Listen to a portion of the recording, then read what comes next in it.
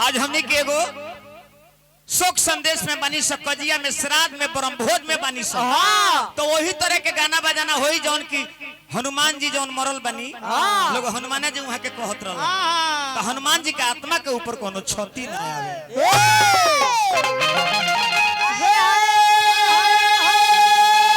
राजा दशरथ 4 को दुल्हन लेके अयोध्या नगरी में पधरनी हो, तो सुनावतानी जी एमट साहब, अरे सुनावतानी जी एगो सुंदर कहानी,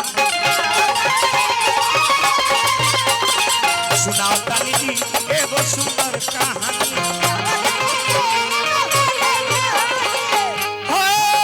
राम जी अरे कहानी, अरे कहानी, अरे कहानी है बाबूजी कहानी, सुनावतानी जी एगो सुंदर कहानी, सुनावतानी जी एगो सुंदर कहानी।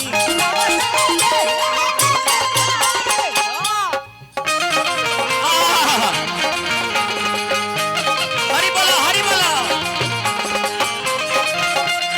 वाह वाह वाह वाह वाह।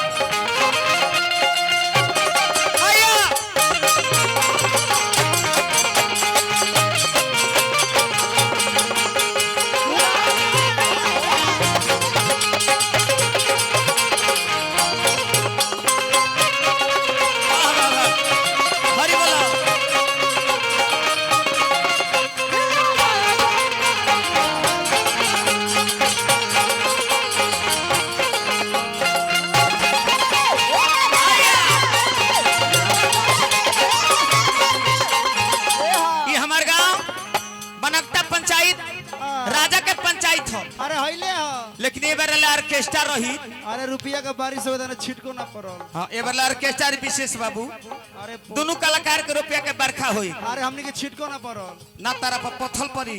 अच्छा घबरा मत, तहार घर हो मुन्ना बाबू वाला तारा पर पत्थल पड़ी, घबरा के बात नहीं। रुपया के कमी गांव में नहीं खेले कि नहीं महाराज। आज हनुमान जी के नाम पर भजन कीर्तन होता जौन चाचा ये दुनिया में नहीं खे। ए महाराज, राजा दशरथ जी के गाइले कहानी,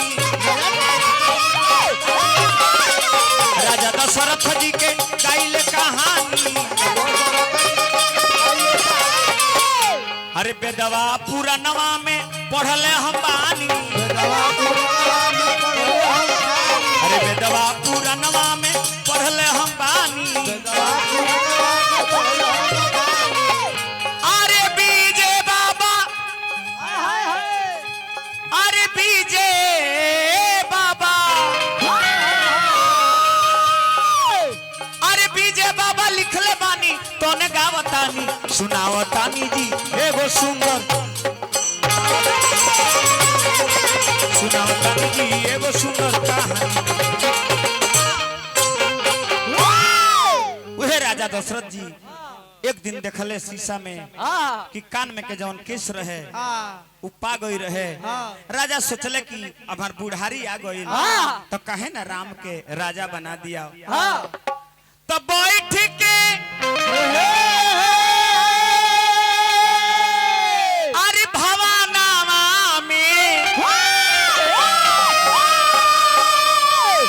राजा सोचले जे हमार बुढ़ारी आ गई, अब राम के राजा बना देवे के। अरे राजा सोचले मानावा में तयाई गइल हमरो बुढ़ारी सुनिया,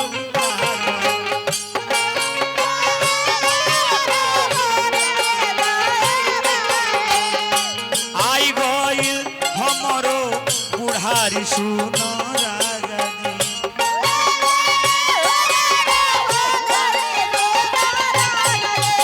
हमार मुन्ना जी के पिताजी, हट, हमारा मुन्ना जी के पिताजी बना के गइल बड़े बिगाड़ के नहीं खन गइल ना। तो बड़का बड़का धनिक लोग के देखले बानी जे मर गइला के बाद लोग गाड़ी देला।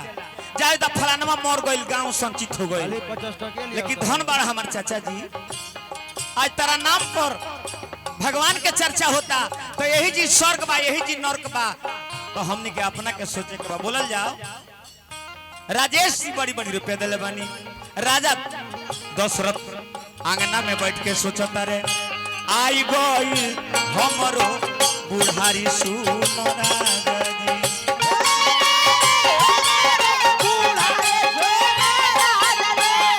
बैठ के आंगना में अरे राजा सोचले मानवा में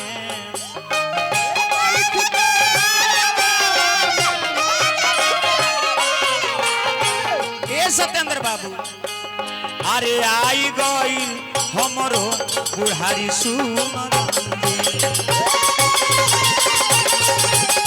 अरे आई गई हमरो बुढ़ारी सुन राजा सोचत ना राजा बुढ़ारी आ गई तो काहे ना राम के राजा बना दिया कथा हमारे जी रहता लास्ट में हमनी के जयकार लगावत बाबू लोग के